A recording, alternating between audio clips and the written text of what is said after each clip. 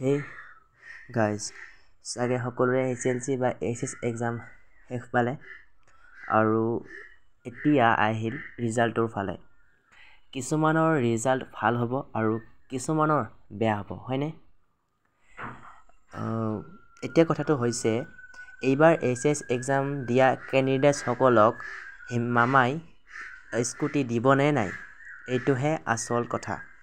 মামাই এখন নোটিচ দিছে, তাত লিখা আছিল ইয়াত যিটো দিয়া আছে 262 তাত দিয়া আছে দি গভৰ্ণমেণ্ট হেজ, এইটো আছে মই নপঢ়োঁ এতিয়ালৈকে, কাৰণ ইয়াত মই পঢ়িছোঁ, পঢ়ি কিনে এইটো ইয়াত মই গম পালোঁ যে এইবাৰ ডক্টৰ হিমন্ত বিশ্ব শৰ্মা ছাৰে সেইসকল শিক্ষাৰ্থীকহে স্কুটি দিব যিসকল শিক্ষাৰ্থীয়ে নেকি HS এক্সামত 80% মাৰ্কছ লৈ মানে 80% সকলো ছাবজেক্টতে মাৰ্কছ লৈ উত্তীৰ্ণ হ'ব পাৰে। সেইসকলকে হিমন্ত বিশ্ব শৰ্মা ছাৰে স্কুটি দিব, যাক আমি মামাৰ স্কুটি বুলি কওঁ, সেই স্কুটিখন দিব।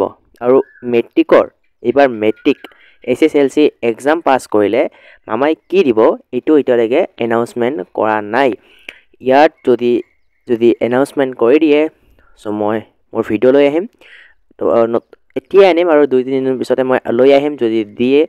আৰু চ' এইখিনি আছিল ভিডিঅ'। যিসকলে নেকি ভালকৈ এক্সাম দিছা বা ভালকৈ যদি এক্সাম হৈছে, যদি 80% থাকে তেন পাই যাবা স্কুটি, একো টেনশ্যন নাই। আৰু বেছি মাৰ্কছ নহয়, 80% আৰ্টছ আৰু ছায়েন্স দুয়োটাই। চ' সেইখিনিয়ে ভিডিঅ'টো মানে এটা গুৰুত্বপূৰ্ণ বুলি ভাবি লওঁ, সেইকাৰণে বনালোঁ যাতে কিবা এটা লাভ হয়।